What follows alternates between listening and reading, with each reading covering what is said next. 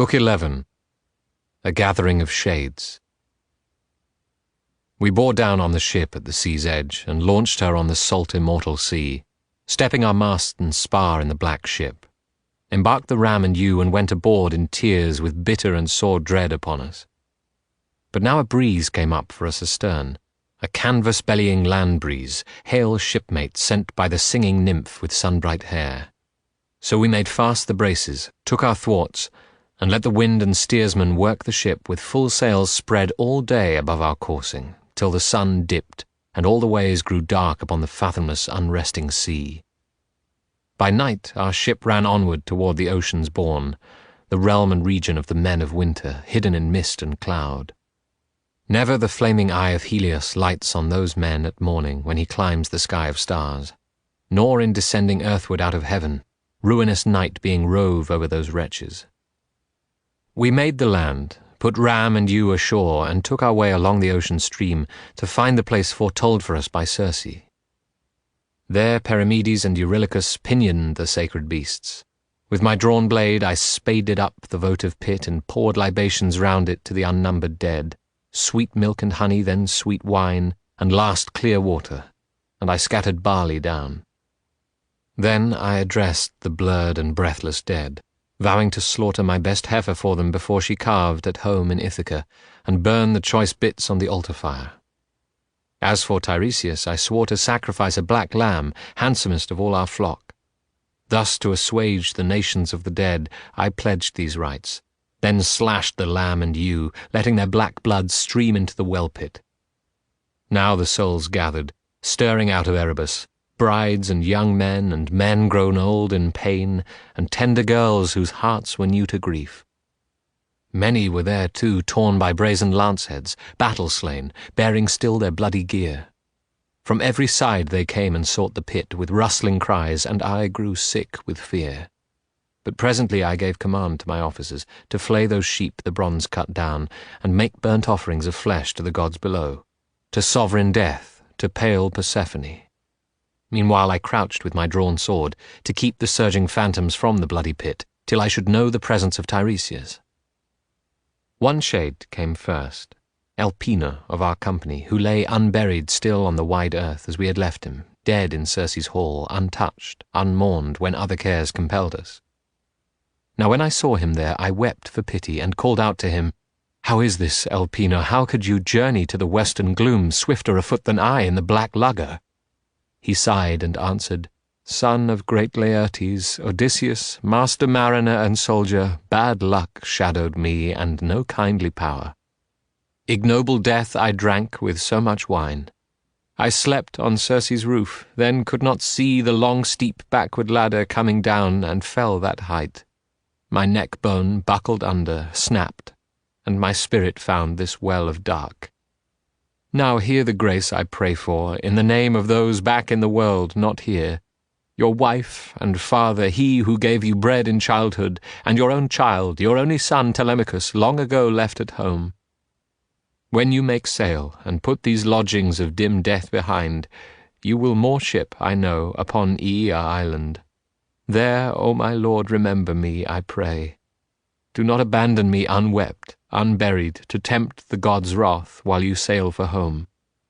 But fire my corpse, and all the gear I had, and build a cairn for me above the breakers, an unknown sailor's mark for men to come. Heap up the mound there, and implant upon it the oar I pulled in life with my companions." He ceased, and I replied, "Unhappy spirit, I promise you the barrow and the burial."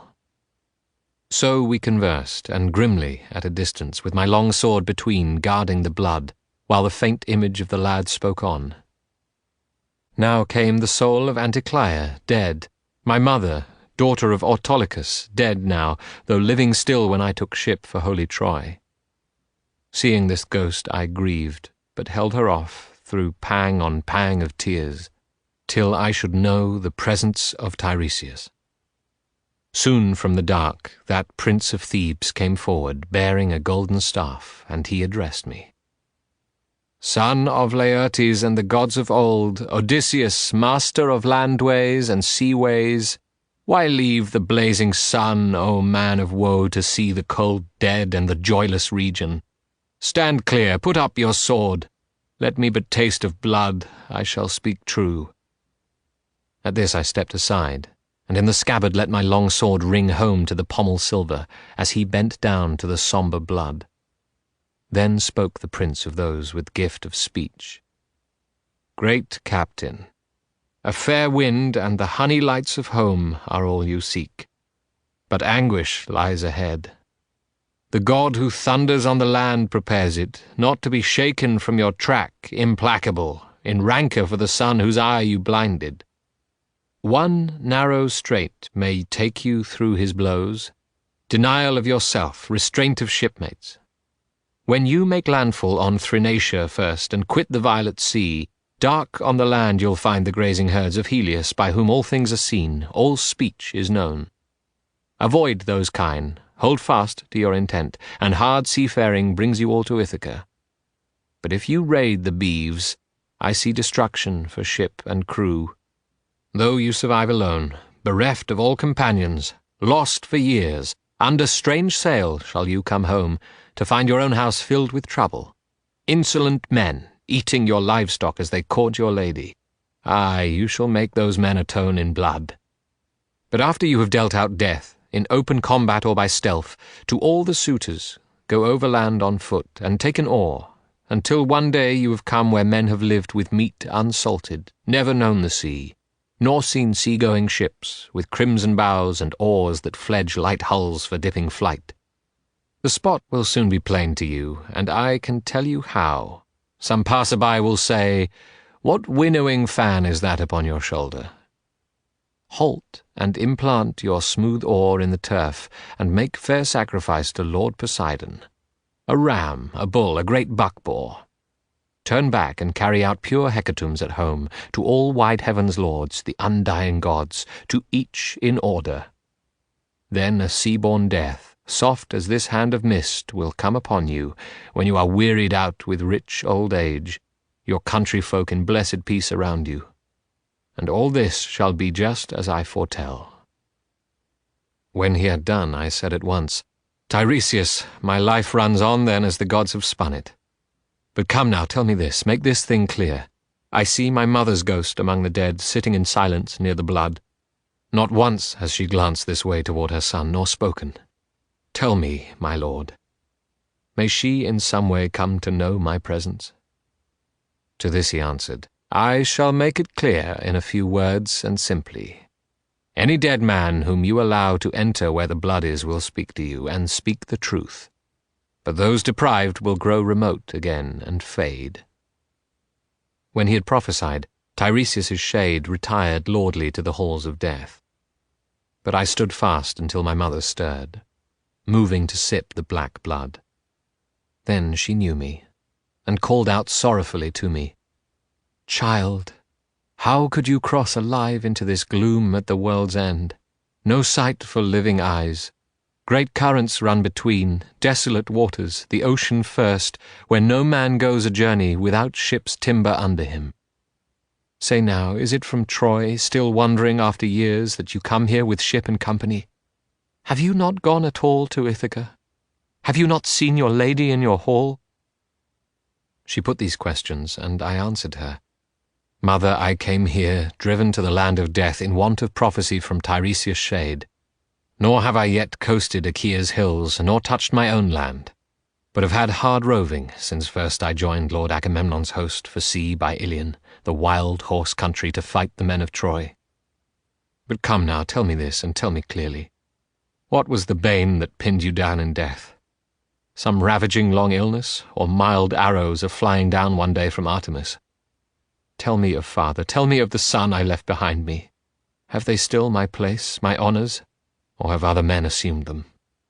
Do they not say that I shall come no more? And tell me of my wife, how runs her thought, still with her child, still keeping our domains, or bride again to the best of the Achaeans?" To this my noble mother quickly answered, "Still with her child indeed she is, poor heart, still in your palace hall. Forlorn her nights and days go by, her life used up in weeping. But no man takes your honoured place. Telemachus has care of all your garden plots and fields, and holds the public honour of a magistrate, feasting and being feasted. But your father is country-bound and comes to town no more. He owns no bedding, rugs, or fleecy mantles, but lies down winter nights among the slaves, rolled in old cloaks for cover near the embers. Or when the heat comes at the end of summer, the fallen leaves all round his vineyard plot, heaped into windrows, make his lowly bed. He lies now, even so, with aching heart, and longs for your return, while age comes on him. So I too pined away, so doom befell me. Not that the keen-eyed huntress with her shafts had marked me down and shot to kill me. Not that illness overtook me. No true illness, wasting the body to undo the spirit. Only my loneliness for you, Odysseus. For your kind heart and counsel, gentle Odysseus, took my own life away. I bit my lip, rising perplexed with longing to embrace her, and tried 3 times putting my arms around her, but she went sifting through my hands, impalpable as shadows are, and wavering like a dream. Now this embittered all the pain I bore, and I cried in the darkness, "O my mother, will you not stay, be still, here in my arms? May we not, in this place of death, as well hold one another, touch with love and taste salt tears' relief, the twinge of welling tears? Or is this all hallucination, sent against me by the Iron Queen Persephone, to make me groan again?" My noble mother answered quickly, "O my child, alas, most sorely tried of men, great Zeus's daughter, Persephone, knits no illusion for you. All mortals meet this judgment when they die. No flesh and bone are here, none bound by sinew, since the bright-hearted pyre consumed them down, the white bones long exanimate, to ash. Dreamlike the soul flies, insubstantial. You must crave sunlight soon. Note all things strange seen here to tell your lady in after days." So went our talk. Then other shadows came, ladies in company sent by Persephone, consorts or daughters of illustrious men, crowding about the black blood. I took thought how best to separate and question them, and saw no help for it, but drew once more the long bright edge of broadsword from my hip, that none should sip the blood in company, but one by one in order. So it fell, that each declared her lineage and name. Here was great loveliness of ghosts. I saw, before them all, that princess of great ladies, Tyro, Salmoneus' daughter, as she told me, and queen to Tiresias, a son of Aeolus. She had gone daft for the river Enipeus, most graceful of all running streams, and ranged all day by Enipeus' limpid side, whose form the foaming girdler of the islands, the god who makes the earth tremble, took, and so lay down with her where he went flooding seaward, their bower a purple billow, arching round to hide them in a sea veil, god and lady. Now when his pleasure was complete, the god spoke to her softly, holding fast her hand. "Dear mortal, go enjoy. At the turn of seasons, winter to summer, you shall bear me sons. No love-making of gods can be in vain. Nurse our sweet children tenderly and rear them. Home with you now, and hold your tongue, and tell no one your lover's name, though I am yours, Poseidon, lord of surf that makes earth tremble." He plunged away into the deep-sea swell, and she grew big with Peleus and Neleus, powerful vassals in their time of Zeus. Peleus lived on broad Iolcus seaboard, rich in flocks, and Neleus at Pylos. As for the sons born by that queen of women to Tiresias, their names were Aeson, Pheres, and Amithion, expert charioteer. Next after her I saw Antiope, daughter of Asopus.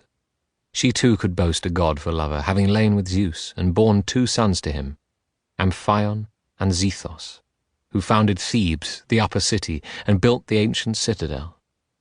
They sheltered no life upon that plain, for all their power, without a fortress wall. And next I saw Amphitrion's true wife Alcmene, mother, as all men know, of lionish Heracles, conceived when she lay close in Zeus's arms, and Megara, high-hearted Creon's daughter, wife of Amphitrion's unwearying son. I saw the mother of Oedipus, Epicaste, whose great unwitting deed was to marry her own son. He took that prize from a slain father. Presently the gods brought all to light that made the famous story. But by their fearsome wills he kept his throne in dearest Thebes all through his evil days, while she descended to the place of death, god of the locked and iron door. Steep down from a high rafter, throttled in her noose she swung, carried away by pain, and left him endless agony from a mother's furies. And I saw Chloris, that most lovely lady, whom for her beauty in the olden time Neleus wooed with countless gifts and married. She was the youngest daughter of Amphion, son of Iasus. In those days he held power at Orchomenus over the Minyi. At Pylos then as queen she bore her children Nestor, Chromios, Periclymenos, and Pyrrho too, who turned the heads of men with her magnificence.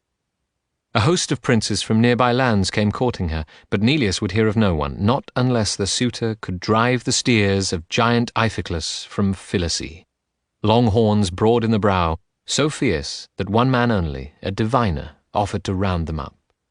But bitter fate saw him bound hand and foot by savage herdsmen.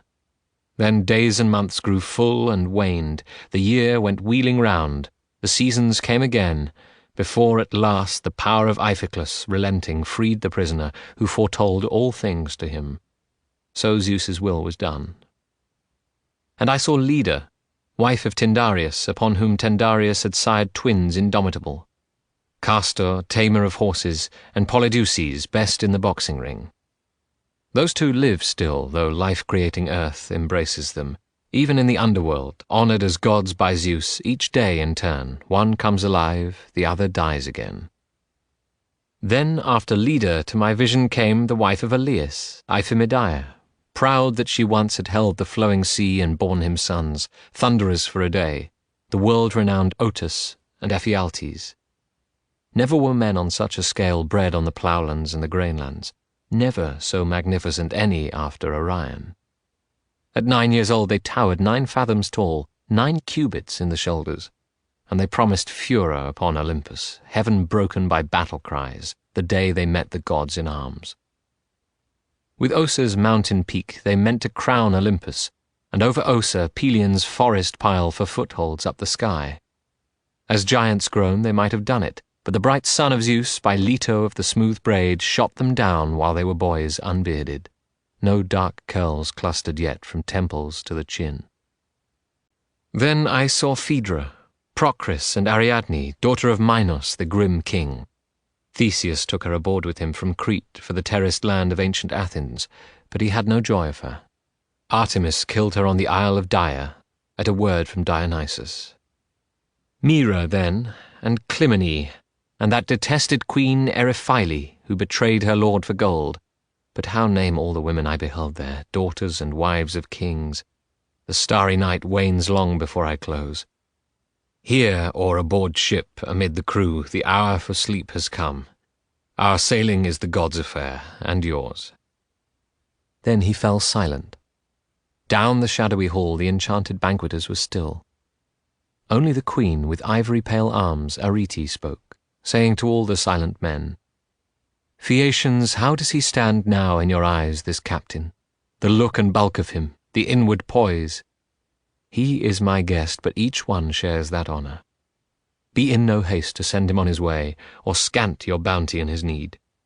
Remember how rich, by heaven's will, your possessions are." Then Echeneus, the old soldier, eldest of all Phaeacians, added his word. "Friends, here was nothing but our own thought spoken, the mark hit square. Our duties to Her Majesty. For what is to be said and done, we wait upon Alcinous' command." At this the king's voice rang. "I so command. As sure as it is I who, while I live, rule the sea rovers of Phaeacia, our friend longs to put out for home. But let him be content to rest here one more day, until I see all gifts bestowed, and every man will take thought for his launching and his voyage. I most of all, for I am master here." Odysseus the great tactician answered, "Alcinous, king and admiration of men, even a year's delay, if you should urge it, in loading gifts and furnishing for sea, I too could wish it, better far than I return with some largesse of wealth about me. I shall be thought more worthy of love and courtesy by every man who greets me home in Ithaca."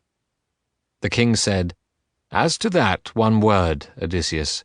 From all we see, we take you for no swindler, though the dark earth be patient of so many, scattered everywhere, baiting their traps with lies of old times and of places no one knows. You speak with art, but your intent is honest. The Argive troubles and your own troubles you told as a poet would, a man who knows the world. But now come, tell me this. Among the dead, did you meet any of your peers, companions who sailed with you and met their doom at Troy? Here's a long night, an endless night, before us, and no time yet for sleep, not in this hall. Recall the past deeds and the strange adventures. I could stay up until the sacred dawn as long as you might wish to tell your story. Odysseus, the great tactician, answered, Alcinous, king and admiration of men, there is a time for storytelling. There is also a time for sleep. But even so, if indeed listening be still your pleasure, I must not grudge my part. Other and sadder tales there are to tell of my companions, of some who came through all the Trojan spears, clangor and groan of war, only to find a brutal death at home and a bad wife behind it. After Persephone, icy and pale, dispersed the shades of women, the soul of Agamemnon, son of Atreus, came before me, sombre in the gloom.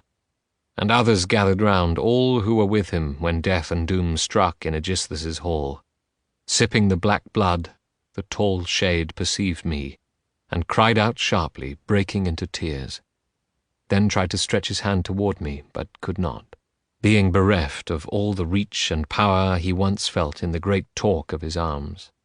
Gazing at him and stirred, I wept for pity and spoke across to him. O son of Atreus, illustrious Lord Marshal Agamemnon, what was the doom that brought you low in death? Were you at sea aboard ship, and Poseidon blew up a wicked squall to send you under? Or were you cattle raiding on the mainland? Or in a fight for some strong point, or women when the foe hit you to your mortal hurt? But he replied at once, Son of Laertes, Odysseus, master of landways and seaways, neither did I go down with some good ship in any gale Poseidon blew, nor die upon the mainland hurt by foes in battle. It was Aegisthus who designed my death, he and my heartless wife, and killed me after feeding me like an ox felled at the trough. That was my miserable end. And with me my fellows butchered, like so many swine killed for some troop, or feast, or wedding banquet in a great landholder's household. In your day you have seen men and hundreds die in war, in the bloody press or downed in single combat. But these were murders you would catch your breath at. Think of us fallen, all our throats cut, wine bowl brimming, tables laden on every side, while blood ran smoking over the whole floor. In my extremity I heard Cassandra, Priam's daughter, piteously crying as the traitress Clytemnestra made to kill her along with me. I heaved up from the ground and got my hands around the blade, but she eluded me, that whore, nor would she close my two eyes as my soul swam to the underworld, or shut my lips. There is no being more fell, more bestial than a wife in such an action, and what an action that one planned! The murder of her husband and her lord. Great God, I thought my children and my slaves at least would give me welcome, but that woman, plotting a thing so low, defiled herself, and all her sex, all women yet to come, even those few who may be virtuous. He paused then, and I answered, Foul and dreadful. That was the way that Zeus, who views the wide world, vented his hatred on the sons of Atreus. Intrigues of women, even from the start. Myriads died by Helen's fault, and Clytemnestra plotted against you half the world away. And he at once said, Let it be a warning, even to you. Indulge a woman never, and never tell her all you know. Some things a man may tell, some he should cover up. Not that I see a risk for you, Odysseus, of death at your wife's hands. She is too wise, too clear-eyed, sees alternatives too well. Penelope, Icarius's daughter, that young bride whom we left behind, think of it, when we sailed off to war, the baby boy still cradled at her breast. Now he must be a grown man, and a lucky one. By heaven, you will see him yet, and he'll embrace his father with old-fashioned respect, and rightly. My own lady never let me glut my eyes on my own son, but bled me to death first. One thing I will advise, on second thought. Stow it away and ponder it. Land your ship in secret on your island. Give no warning. The day of faithful wives is gone forever.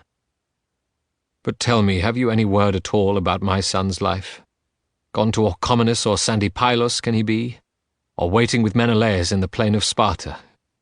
Death on earth has not yet taken Orestes. But I could only answer, Son of Atreus, why do you ask these questions of me? Neither news of home have I, nor news of him, alive or dead, and empty words are evil.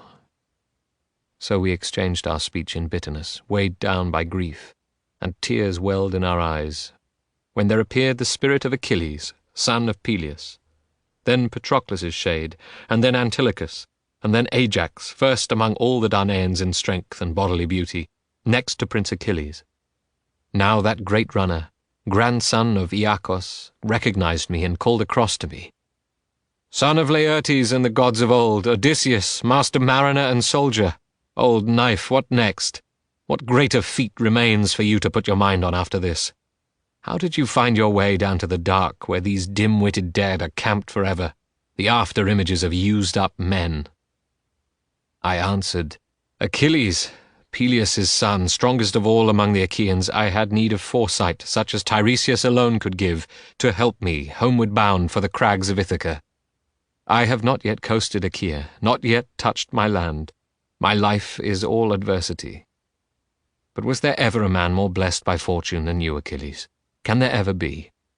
We ranked you with immortals in your lifetime, we Argives did, and here your power is royal among the dead men's shades. Think, then, Achilles, you need not be so pained by death. To this he answered swiftly, Let me hear no smooth talk of death from you, Odysseus, light of counsels. Better, I say, to break sod as a farmhand for some poor countryman on iron rations than lord it over all the exhausted dead. Tell me, what news of the prince my son?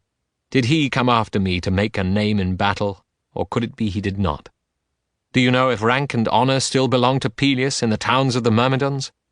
Or now, maybe, Hellas and Phthia spurn him, seeing old age fetters him hand and foot? I cannot help him. Under the sun's rays, cannot be that man I was on Troy's wide seaboard, in those days when I made bastion for the Argives, and put an army's best men in the dust. Were I but whole again, could I go now to my father's house, 1 hour would do to make my passion and my hands no man could hold, hateful to any who shoulder him aside. Now when he paused, I answered, Of all that, of Peleus' life that is, I know nothing.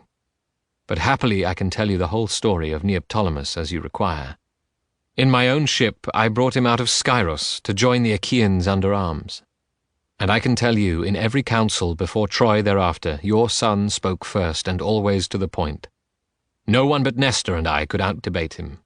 And when we formed against the Trojan line, he never hung back in the mass, but ranged far forward of his troops.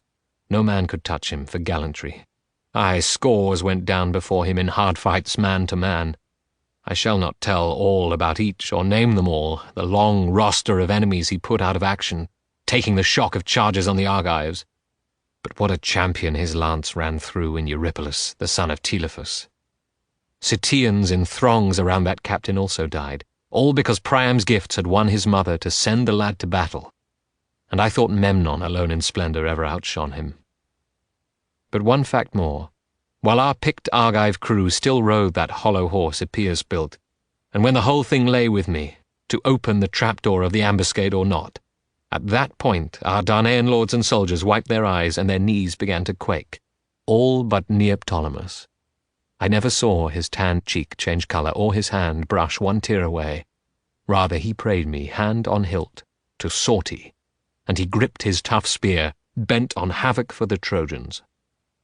And when we had pierced and sacked Priam's tall city, he loaded his choice plunder and embarked with no scar on him. Not a spear had grazed him, nor the sword's edge in close work. Common wounds one gets in war. Ares in his mad fits knows no favourites. But I said no more, for he had gone off striding the field of asphodel, the ghost of our great runner, Achilles Aeacides, glorying in what I told him of his son.